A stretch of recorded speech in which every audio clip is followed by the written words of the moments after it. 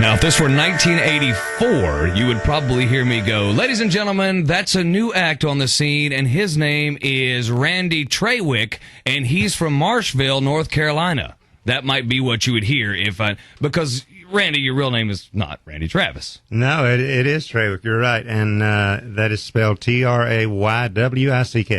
Okay, we signed with Warner Brothers, and I did interviews, and Martha Sharp, the woman who signed me there. Let me back up again here. All right, Trawick. All right, in these interviews, I was called everything from Treadway, Tirewick, Trailways, Trailways. But anyway, Martha said, obviously this is not going to work. So she thought of Travis, and I said, yeah, I can live with that. I can spell it. That's a good day, and they probably won't screw it up. Yeah, that's pretty easy to... Even a disc jockey won't mess this one up. My mother is the biggest Randy Travis fan I've ever met. She's really only that tall, but she's a huge fan. So she says, while you're in Charlotte, you've got to go to Marshville to see where Randy's from. And I'm like, great, that sounds like a big party. So, but I did it because nonetheless, she's my mother and I do whatever I'm told. Yeah, it's funny. My mom's passed away several years ago, but regardless of what age you get to be, your mom's never talked to you like you're older than 10. Right, you're right about that. Always talk to you as if you're still about 10 years old. I think that's just the way it is with everyone. It's funny. I'm not sure my mental capacities increase much past age 10. Well, I have, my theory there is that men never really age past about 18.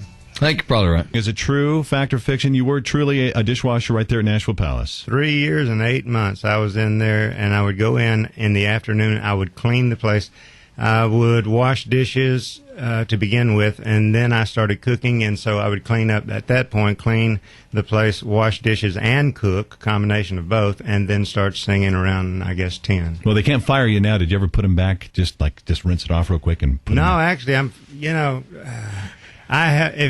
I'm a perfectionist, neat nut, I guess. I can't stand a mess. There's a guy, he's passed away now, but I always got a kick out of him. He always called me youngin'.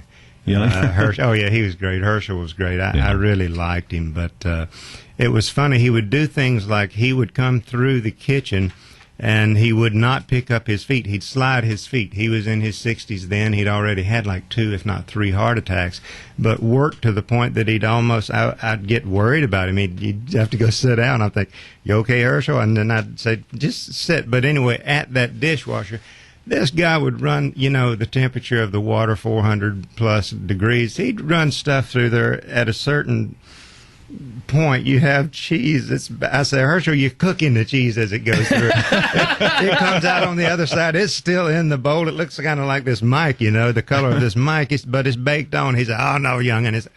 So anyway, I'd go back and have to wash him after he finished. And then the other thing he would do, and I never understood this, he'd sharpen a knife. I cut the meat over there, and he'd sharpen the knife only on one side. I knew when Herschel had a hold of the knife. I'd start cutting a piece of meat off of a loin, and all at once the knife would go out like that. Herschel. And the other thing he would do that just the first time I jumped down like somebody might have been shooting, he would go in. If he was there ahead of me, he'd go in, he'd turn all the burners on, right? Turn all these gas ovens and stuff on. Go back to a stock room, get an apron tied on, walk back by with matches and throw one, and you'd see, whoosh.